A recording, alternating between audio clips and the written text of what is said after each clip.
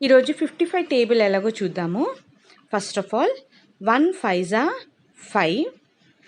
ఈ 5కి 0 కలపండి, కలిపితే 5 వస్తుంది. సో 5 అన్నమాట.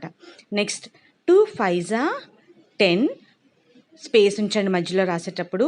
ఆ రెండింటికి సమ్ చేయండి, 1 వస్తుంది. 3 5 15. 1 + 5 6.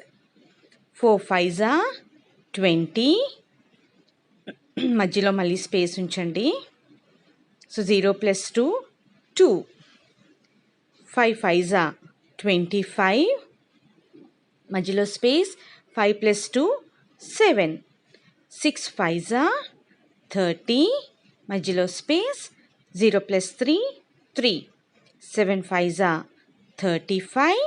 సో 5 + 3 8. 8 5 40.